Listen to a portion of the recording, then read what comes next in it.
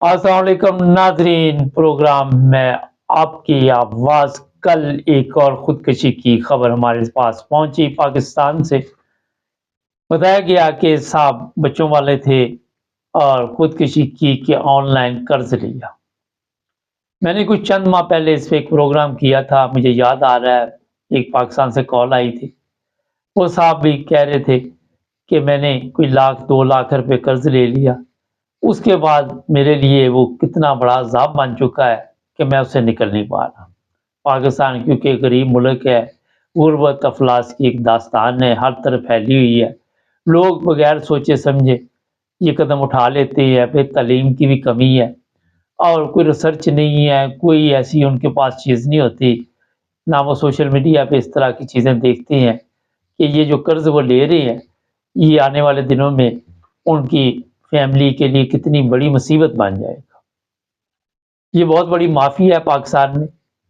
और कर्ज तो वैसे ही नहीं उतरता, आप केरल में चाहे यूरोप में ले ले, चाहे जहाँ मर्ज़ी ले ले।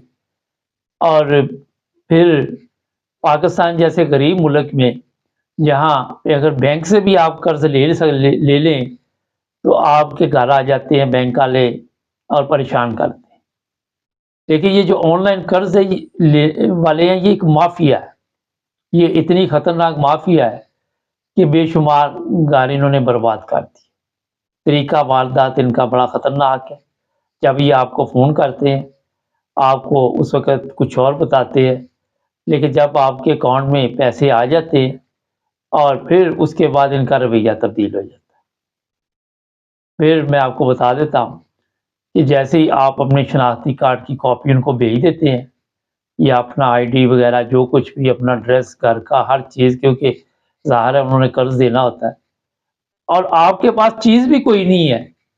ना वो पूछते हैं आपके पास कोई मुलाज़मत है, ना वो ये पूछते हैं कि आपके पास कोई चीज़ ऐसी है जो हम गिरवी रख के कर्ज दे दें। कोई चीज़ नहीं पूछते।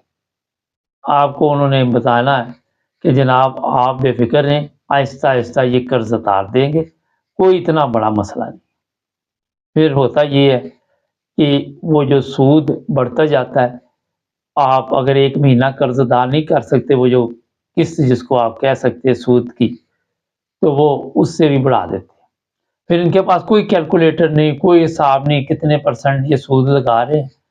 एक दफ़ा आप इसके सिस्टम में फँस गए ना माफिया के, तो आप बाहर नहीं जा सकते। 2 ही रास्ते होते हैं, या तो फिर आप जिस तरह इसने खुदकुशी कर ली, या सारी ज़िंदगी बस कमा के इनको देते हैं। इसमें पाकिस्तान की गवर्नमेंट इसलिए कोई ख़ास कार्रवाई नहीं करना चाहती कि ये पीछे जो है आपके बड़े-बड़े सियासतदान हरामखोर निकलेंगे, वडेरे निकलेंगे, बड़े-बड़े बदमाश निकलेंगे। हो सकता है कच्चे के बदमाश हों, हो सकता है पक्के के बदमाश हों, और इन्होंने ये तरीका वारदात ढूँढा हुआ है कि इनका सिस्टम इसी तरह चलता है। लंबी रकम नहीं ये लगाते, 10-20 लाख, मगर ये साथ बदमाश रखते हैं। जब आप 1-2 माह कर्ज नहीं देते, फिर ये आपको धमकियाँ देते हैं। और यहाँ तक भी मेरे पास इत्तला है कि ख़वातीन को ख़तरनाक धमकियाँ दी जाती हैं जो वैसे ही गैर अख़लाक़ी हैं। और कभी किसी बाप को इस तरह की धमकियाँ दी जाती है कि आपकी बेटी को उठा लेंगे, उसको हम बेच देंगे, हम ये कर लेंगे। और ये जब इस तरह की धमकियाँ देते हैं, तो लोग मजबूर हो जाते हैं कि किसी तरह इनके पैसे जो हैं वो किस तरह लौटाए जाएँ। अब एक बंदे ने कर्ज लिया हुआ है, कर्ज उतारने के लिए वो कहीं और से कर्ज लेगा, क्योंकि उसके पास तो पैसे नहीं होते। तो जनाब, ये पाकिस्तान की जो हालत इस वक़्त बन चुकी है, उसमें एक ये भी नासूर है, जो बड़ी तेज़ी के साथ पाकिस्तान में तरक्की कर रहा है। ये लोग बैठ के आराम से खाते हैं और उनसे जो पैसे आते हैं, उस पर कर्ज कर्ज कर्ज कर्ज लिस्टें बनी हुई हैं, शनाख्ती कार्ड की कॉपी लगाई, आपका मोबाइल फ़ोन लिया, आपके घर में भी कई दफ़ा वो चक्कर लगा लेते हैं। अगर कोई लोकल बंदे हैं तो वो भी वहाँ जाकर डरा धमका के आप जो कमाते हैं फिर घर में खर्च करें ना करें, इनको आपने देना है। अगर 1 माह आपने कर्ज, अच्छा, कोई बंदा मेरे साथ, ये स्क्रीन पर मैं नंबर भी डाल देता, राब्ता करे कि उसका कर्ज उतरा हो, उसने कर्ज लिया हो और फिर वो उतारने में कामयाब हो गया हो, इस माफिया से जान छुड़ाने में कामयाब हो गया है। تاکہ لوگوں کو پتہ چلے، اور ہو سکے تو اپنے اگر کوئی آپ پروگرام کرنا چاہیں تو ہمارا نمبر بھی اسکرین پہ آ رہا ہے۔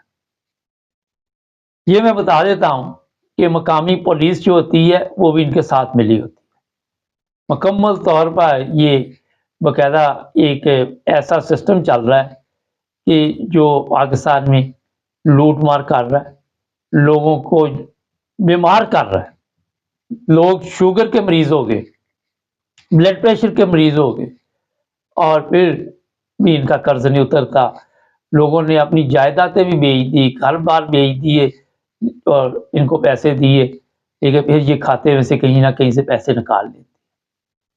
ایک دفعہ آپ ان کے وہ رڈار میں آ گئے اس مافیا کے، تو آپ کی جان نہیں چھوٹے گی۔ اب میں آپ کو تھوڑا سا یہ بتا دیتا ہوں کہ ٹھیک ہے، جو مرضی ہو جائے، آپ نے بچی کی شادی کرنی ہے، آپ نے کوئی آپ میں سے بیمار ہو گیا ہے، کچھ بھی ہو گیا، ان لوگوں کے ہتھے نہیں چڑھنا، سادگی سے شادی کر دے، سادگی کے ساتھ رشتے طے کر لے۔ کاروبار کے لیے ان سے جو آپ قرض لیں گے وہ کاروبار بھی نہیں چلنا اور ان کا قرض بھی نہیں اترنا۔ خاص کر ان لوگوں سے آپ بچیں، کیونکہ اگر کوئی فون آتا آپ کو تو انہیں کہ نہیں جناب، آپ نے ہمارا نمبر کہاں سے لیا، اس کا نمبر بلاک کر دیں بالکل، تاکہ وہ دوبارہ نہ فون کرے۔ یہ میں آپ کو بتا دیتا ہوں کہ یہ نمبر بھی نکال لیتے ہیں، ان کے پاس پتہ بھی ہوتا ہے کہ کون بندہ مجبور ہے، ہر جگہ پہ یہ پھیلے ہوئے ہیں، ہر جگہ سے ان کو پتہ چل جاتا ہے کہ یہ آج کل بندہ پھنسا ہوا ہے، اس کے ساتھ رابطہ قائم کرتے ہیں، اس کو لالچ دیں گے، اس کو کسی طرح اپنے جال میں لے کے آتے ہیں۔ جب آپ ان کے جال میں چلے گئے پھر سمجھے آپ کی زندگی برباد، آپ کبھی بھی سکون کی زندگی جی نہیں سکیں گے۔ شاید قرضہ لینے سے پہلے تو آپ کوئی ایک وقت کی روٹی کھا رہے ہوں، اس سے بھی چلے جائیں۔ یہ ہمیشہ غریب لوگوں کو، لاچار کمزور لوگوں کو اپنے جال میں پھنساتے ہیں، کیونکہ امیر کے پاس تو ظاہر ہے تعلیم بھی ہے، عقل بھی ہے، حرام کا پیسہ یا حلال کا ہے، سب کچھ ہے، مگر غریب آدمی ہمیشہ ان کا شکار ہوتا ہے۔